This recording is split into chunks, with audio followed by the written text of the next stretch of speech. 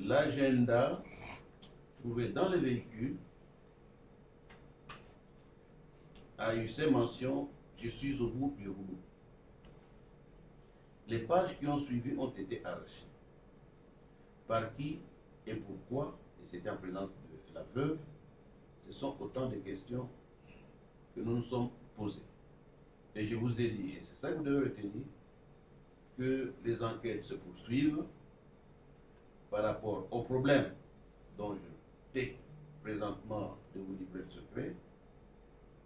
Quels sont les problèmes? J'imagine qu'une personne ne peut pas se donner la mort en dehors d'un problème. Est-ce que ces problèmes ont été commandités? Est-ce qu'il y a des gens, de manière lointaine, ont pu tirer les ficelles qui ont amené à ce que l'intéressé ou la victime puisse se donner la mort?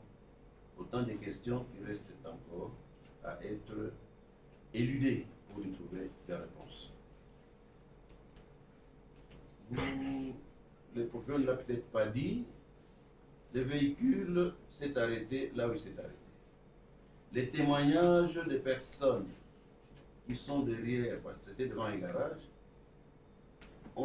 les témoignages ont révélé qu'ils ont entendu un cri, ou plutôt un coup, et ils sont venus directement pour trouver que le véhicule était stationné, qu'il y avait une personne à l'intérieur, parce qu'ils regardaient partout du balcon, les autres vitres étant teintées.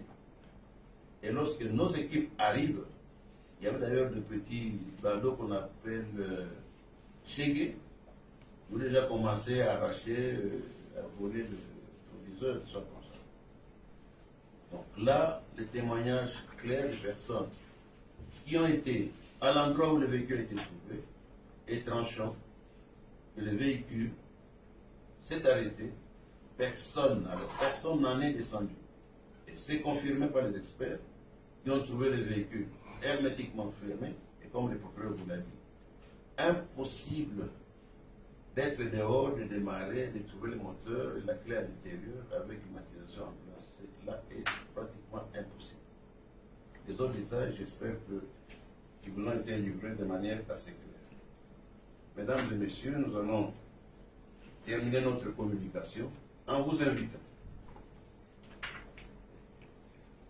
à faire moins de commérages autour de certaines situations et qu'il est toujours mieux de garder sa langue en bride que de livrer au public des informations qui sont en fait des désinformations. Et c'est là où le ministère public peut trouver que vous avez franchi le bord du tolérable de la légalité pour entendre l'illégalité, ça devient un faux bruit et nous pouvons mettre la main dessus. Merci pour votre attention et je vous souhaite